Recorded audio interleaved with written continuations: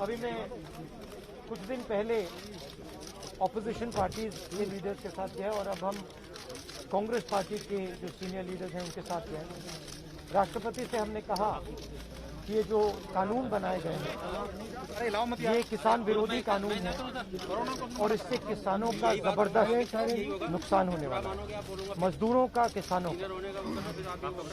सरकार ने कहा था कि ये कानून किसान के फायदे के हैं और देश को दिख रहा है कि किसान कानून के खिलाफ खड़ा हुआ है।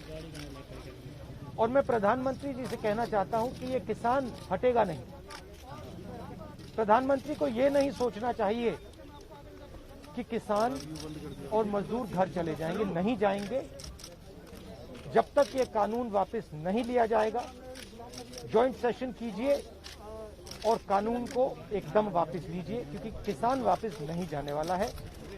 और हम सब, विपक्ष की सब पार्टियां किसानों के साथ, मजदूरों के साथ खड़े हैं और खड़े रहेंगे। जिस प्रकार से ये कानून पास किया गया वो भी बिल्कुल गलत था।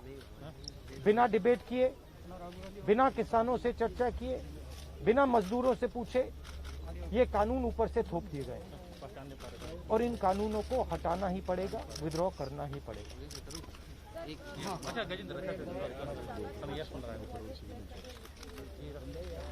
हम 3 लोग राष्ट्रपति के पास गए हैं, बट हम करोड़ों सिग्नेचर्स कैमरा नीचे करो भाई। हम किसान की आवाज राष्ट्रपति जी को तक ले गए। क्या कर रहा है? सर्दी का मौसम है और पूरा देश देख रहा है कि किसान दुख में है, दर्द में है और मर भी रहे हैं। प्रधानमंत्री को सुनना ही पड़ेगा। और मैं एडवांस में चीज बोल देता हूं।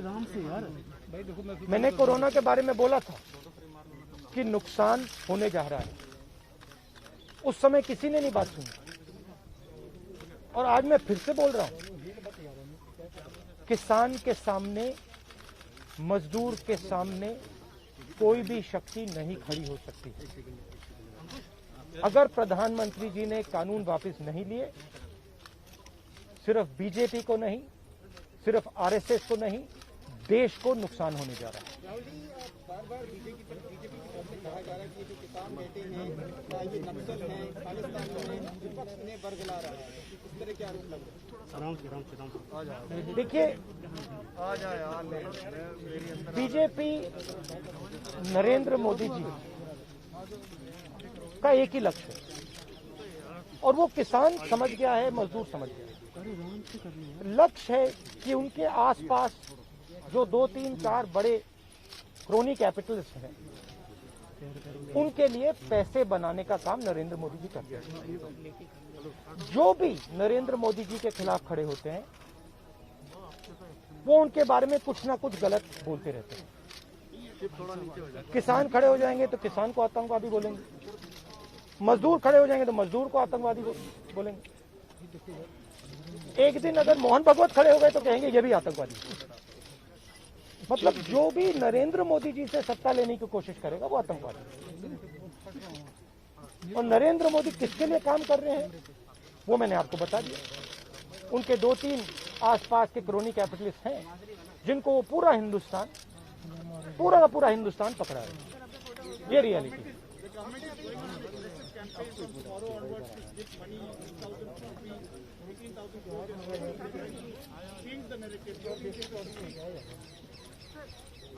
Look, the point is, it's a very simple thing. There are millions of people who live off our agricultural system. Large percentage of our people live off our agricultural system. These are laborers, they are farmers, they are small traders. These are these people. And they are the backbone of the country. Now, we understand that agriculture has to be reformed. What we are saying is that if you destroy this system, these millions of people will have nothing to do. They will not be able to feed themselves. And you will create massive destruction, massive pain in the country. Why is the Prime Minister doing this? It is a very simple calculation. The Prime Minister is doing this because he wants to help 2 or 3 business people. He does not care what happens to these people. He will construct whatever narrative he has to construct to make sure that the wealth transfer that is taking place to 3 or 4 people continues. He will call people terrorists. He will call people anti-nationals. He will call people criminals. He will do whatever he has to do to transfer the wealth from these people, the backbone of this country, to those people. 3 or 4 of them, 5 of them. That's the crux. And we are fighting this.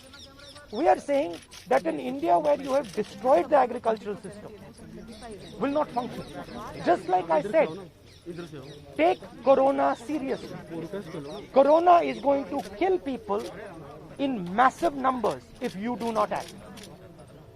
At that time they said, scaremongering. Now they're not saying scaremongering.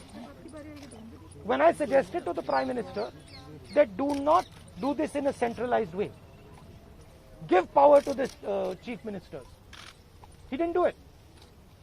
He caused thousands and thousands of people to die because he didn't do it. And then afterwards, after I said it in the press conference, he did it.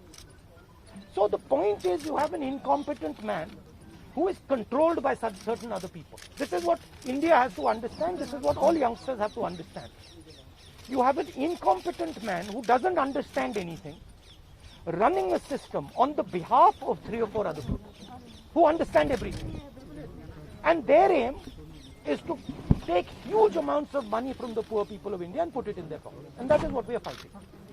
And frankly, it doesn't matter what you think right now, because all of you will face it. There's not going to be a single person in this country who's not going to face it. If you're a farmer, you will face it. You're a small businessman, you will face it. You're a journalist, you will face it. This is an assault on the idea of India. That is why we're standing here. That is why I've gone to the President. That is why we signed these forms. You posted a tweet about Vaidag yesterday about a family which was struggling while doing their farming. But there are several more instances like this. But the BJP is saying that this is just Punjab farmers who are protesting here at the delegate. No other farmer in the country has a problem with that. That's just not true. That is just not true. We are not allowed to go out. We are not allowed to go out of the ICC office. The police stops us from going out. Why don't you let us go out? Why don't you let me go and tour in the states? See what happens. Every single farmer of this country, every single labor of this country stand up.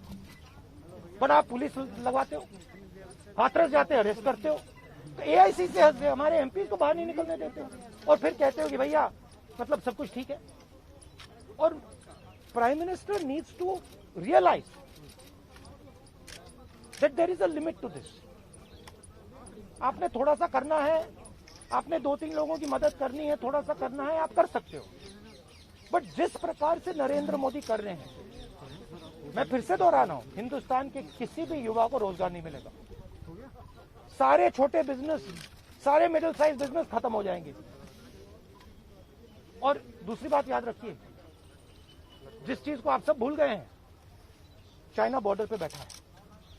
China ने हिंदुस्तान की हजारों kilometre जमीन छीन ली है. प्रधानमंत्री उनके बारे में क्यों नहीं कहते? उसके बारे में चुप क्यों है?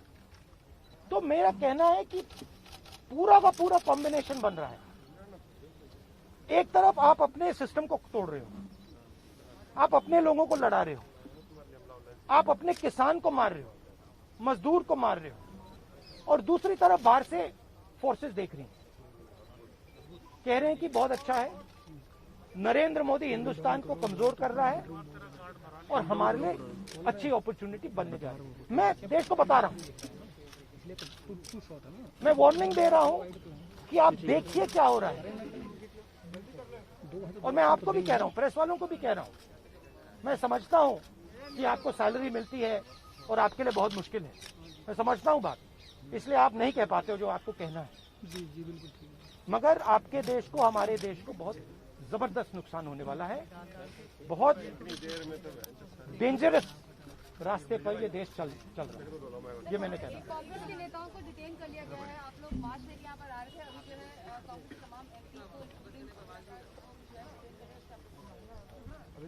वो तो तरीका है इनका, तरीका है डिटेन करना, मारना पीटना, ये इनका तरीका है। बट हम नहीं करते। ये आप किस देश की बात कर रहे हो? ये कौन सी देश की बात कर रहे हो? डेमोक्रेसी? ये मतलब कौन से देश की बात कर रहे हो? इंडिया की बात कर रहे हो? इंडिया में कोई डेमोक्रेसी नहीं है। डेमोक्रेसी इंडिया में ये मतलब आपके इमेजिनेशन में हो सकती है, मगर रियलिटी में है नहीं।